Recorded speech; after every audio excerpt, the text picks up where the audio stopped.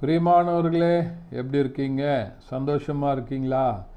நிச்சயமாகவே நீங்கள் சந்தோஷமாக, மகிழ்ச்சியாக, ஆசீர்வாதமாக இருக்க வேண்டும் என்று சொல்லி ஆண்டவருக்குள்ளே உங்களை வாழ்த்துகின்றேன். ஆண்டவர் உங்களை ஆசீர்வதித்து மகிழ பண்ணுவாராக.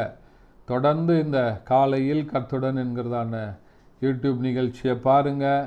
மற்றவர்களோடு, நண்பர்களுக்கு, உங்களுடைய உறவினர்களுக்கு, வாட்ஸ்அப் குழுக்களுக்கு ஃபார்வர்ட் பண்ணுங்கள். ஆண்டவர் உங்களை ஆசீர்வதித்து வழி நடத்துவாராக. இந்த நாளின் செய்திக்கு ஆதாரமாக எடுத்த வேத பகுதி எரேமியா தீர்க்க தரிசன புத்தகம் 15ஆம் அதிகாரம் அதனுடைய 11வது வசனம் இப்படியாய் சொல்லுகிறது: நெருக்கத்தின் காலத்திலும் உனக்காக நான் சத்துருவை எதிர்பட்டு உனக்கு சகாயம் செய்வேன். நெருக்கத்தின் காலத்தில் உன்னுடைய சத்துருவுக்கு நான் எதிர்பட்டு உனக்கு சகாயம் செய்வேன் என்று சொல்லி கர்த்தருடைய வார்த்தை சொல்லுகிறது. அப்போ நெருக்கத்தின் காலத்தில் நமக்கு சகாயம் செய்கிற ஒரு நல்ல தேவனாக ஆண்டவர் இருக்கிறார். இன்னைக்கு பார்த்தீங்கன்னா நம்ம கூட நிறைய பேர் இருப்பாங்க. நம்முடைய வாழ்க்கையில் ஒரு நெருக்கம் வந்துச்சு, ஒரு போராட்டம் வந்துடுச்சு.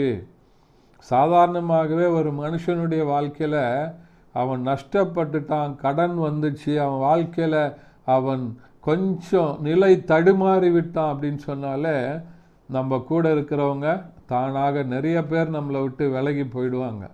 இதுதான் உலகம், உலகத்தின் அன்பு, உலகத்தின் உறவு எல்லாம் இப்படி தான் இருக்கும். ஆனால் ஆண்டவருடைய வார்த்தை சொல்லுகிறது, நெருக்கத்தின் காலத்தில் உன்னுடைய சத்துருவுக்கு நான் எதிர்பட்டு உனக்கு நான் சகாயம் செய்வேன் என்று சொல்லி கர்த்தருடைய வார்த்தை சொல்லுகிறது.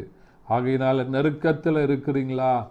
ஐயோ, நான் நெருக்கப்பட்ட நிலைமையில் இருக்கேன், எனக்கு உதவி செய்கிறதற்கு யாரும் இல்லையே, நான் நம்பினவங்கெல்லாம் என்னை விட்டு விலகி போயிட்டாங்களே அப்படின்னு சொல்லி நினச்சிக்கிட்டு இருக்கிறீங்களா?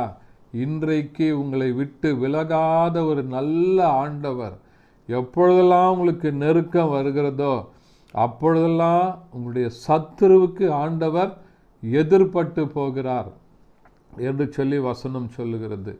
அன்றைக்கு இஸ்ரவேல் ஜனங்கள் வனாந்தரத்தில் எகிப்து தேசத்தை விட்டு அவங்க புறப்பட்டு வந்தபோது பின்னாடி எகிப்தினுடைய சேனை அவங்கள திரத்திட்டு வருது.